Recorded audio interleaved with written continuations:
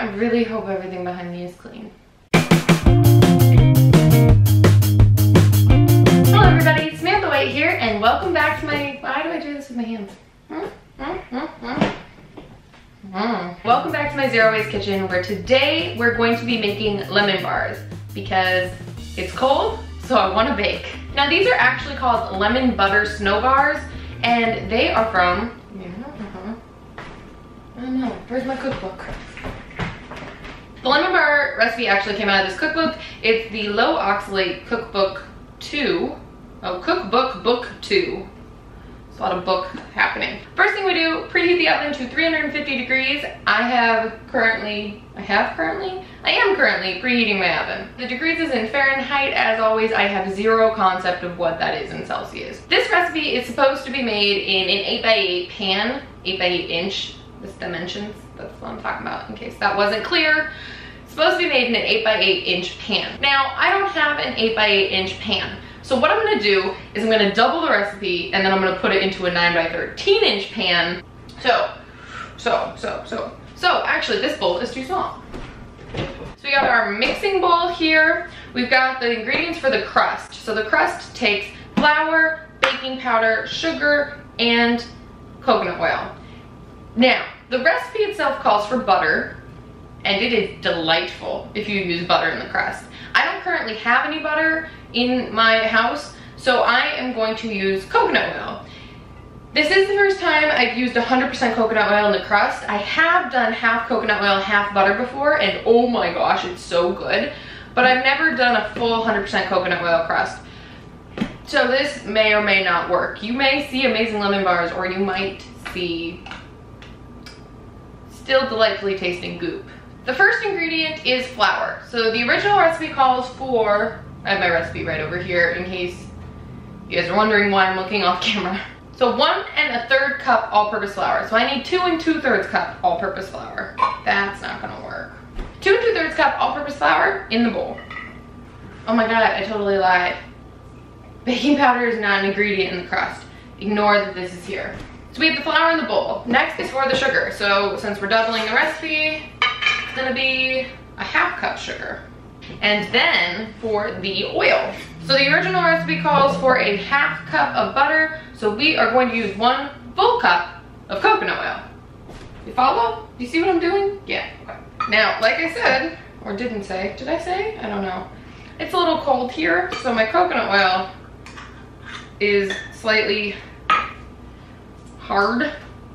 But I think that that's good because it calls for the butter to be like softened to room temperature, not to be liquid. So I think it's good that the coconut oil is ish the same consistency as room temperature butter. Why am I filming? Oh my god, 15 minutes? How is this taking that long? We have a cup of coconut oil with the sugar and the flour all in the bowl. Now the recipe calls for you to use like an electric mixer and to beat this on low for like 2 minutes until it's crumbly and combined. And you can totally do that. I'm far too lazy to pull out my electric mixer and actually clean it afterwards. I don't want to do that. That's a lot of work. So instead, I just take a fork and I'm just like mashing the coconut oil into the dry ingredients. Sometimes you gotta use your hands. There's just no substitute. In case you haven't gathered this already, this is not a health food at all. Now that this is like a crumbly consistency, but it kind of holds together when pressed, we're going to press it into our 9x13 inch baking pan, ungreased. And you want it to be pretty even, but don't stress yourself out too much about it. Once your crust is in your baking pan, you're gonna pop this in the oven for 20 to 25 minutes. The original recipe calls for 15 to 20 minutes, but since I'm doubling it, I have to add on 5 minutes-ish of baking. Basically what you want is for the edges to just start getting golden brown. Since we doubled the crust, we also have to double the filling. Well, let me get to my ingredients. So we're gonna start with our sugar. The original recipe calls for 3 1/4 cup sugar, which means I need 6/4, which is, no, is that right? Yeah. 1 1/2, okay, wow, that was too much math, okay. I should know, 3 1/4 times 2 is 1 1/2, whatever. Sometimes it's good to double check your math. 1.5 cups sugar, ½ teaspoon baking powder. I knew the baking powder was gonna come in handy at some point. 4 eggs. Now I know some people say, well, a lot of people, probably most people say you should crack your eggs into a separate bowl and then dump them one by one into this, because otherwise if you get a bad egg, you've ruined all your ingredients, and that is a very smart thing to do. But I like to live dangerously. Plus I always forget until I'm like this far in. 2 tablespoons all-purpose flour, which is actually going to be 4 tablespoons all-purpose flour. Now for 6 tablespoons of lemon juice, which I get from fresh lemons because I think that the taste is just crazy good when you get it from a fresh lemon. These lemons are slightly warm because I find that you get more juice out of them if they're like room temp. I just roll it a little bit. I've heard that that's supposed to get even like more juice out of there, and then I just slice it. And I have this guy, so this little strainer that I put in my container so that none of the seeds or anything go in, and I can just squeeze my lemon. Alternatively, you can like squeeze it into your hand and catch the seeds. You don't need to have a strainer. I just happen to have one, and so I like to use it. I always assume that lemons are about 3 tablespoons of juice. You know what, let's just try the juicer and see how it works. All right, the juicer was slightly faster. Lemon juice is also supposed to like blonde your hair, so I'm just gonna make me blonde again. Now we're gonna mix this all together. And again, the recipe says to use an electric beater and beat this all together for like 1 to 2 minutes or 3 to 4 minutes or 1 to 2 minutes. I don't find it worth it because this recipe isn't hard to mix, though a whisk does help. The flour can get a little clumpy, so a way to potentially get rid of that would be to like whisk your eggs up first, or put your eggs and your lemon juice in a bowl, whisk them first, then add the dry ingredients slowly and whisk, and it probably wouldn't get clumpy. I could have done that. Clearly didn't. Crust is out of the oven. It was in there 25 minutes, so it took the full time. Now it doesn't, why is this hard? Ow! That was dumb. So it doesn't look super golden brown. The middle of it doesn't look golden brown at all, but the edges are just ever so slightly golden brown.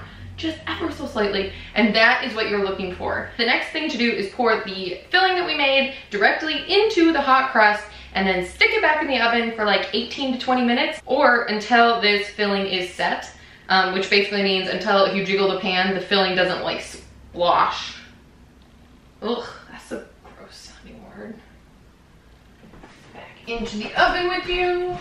Guys, it looks so good. So it just came out of the oven and you can see, well maybe you can see, I don't know if you can see, but around the edges it looks pretty brown because on the way into the oven I kind of just like splashed it around without paying attention, and then that cooks faster. So if you don't want it to be like really brown around the edges, be careful when putting it into your oven. Now these are called lemon butter snow bars because the crust uses butter, and then you're supposed to sprinkle powdered sugar on top of them like snow.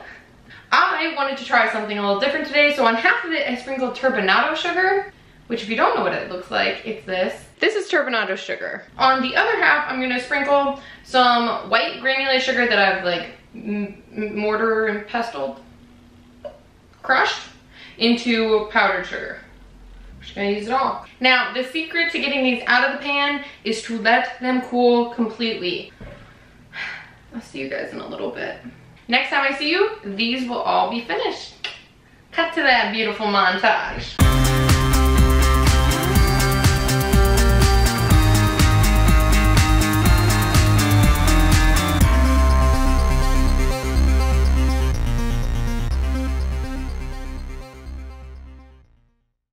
Couple end thoughts about these beautiful lemon bars. The coconut oil only crust did work, but I like it better with either just butter or a half and half combo of butter and coconut oil.